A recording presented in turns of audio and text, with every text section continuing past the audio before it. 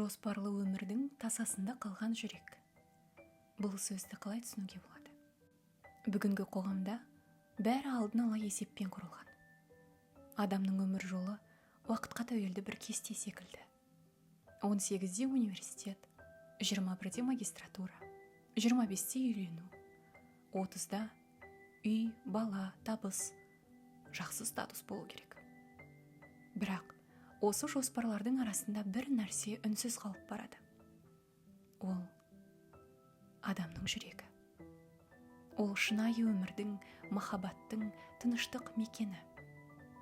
Көбіміз не істеу керектігін білеміз, бірақ не сезініп жүргенімізді білмейміз. Абай атамыз 17-ші қара сөзінде ақыл, қайрат, жүректі бірдей ұста. Сонда толық боласың елден бөлек, дейді. Ал біз тек ақылмен немесе тек жоспармен өмір сүруге тырысамыз. Жүректі ұмыт қалдырамыз. Сезімді елеусіз қалдырамыз.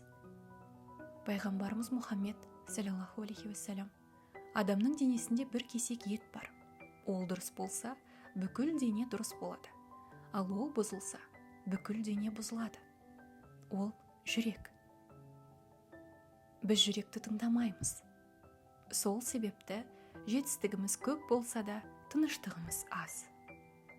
Уақытында бәріне қол жеткізсек те, өзімізді таппаймыз. Өйткені адамға жоспар емес, шындық керек.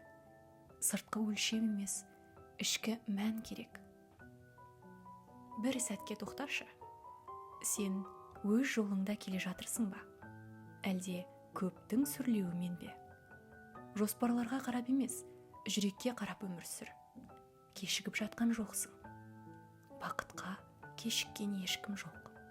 Тек шынайы өмір басталмаған болар. Тыңдашы, сенің жүрегіңнің үні жаратушының саған салған жолы. Басқалармен жарысу үшін емес, өзіңді табу үшін жаратылдың. Университетте, үйленуде, табыста мақсат емес. Тек өмірдің бір кезеңі ғана. Шын мақсат жүрек тыныштығы. Ал жүрек Алланы еске алған кезде ғана тыныштық табады. Есіңде болсын, сенің құның сандармен өлшенбейді. Сенің жүрегің ең құнды компас. Жоспар емес, жаратушыға деген байланыс, нағыз бақыт. Бүгіннен бастап өз жүрегіңді тыңда. Жаныңа тыныштық сыйлайтын істерден баста.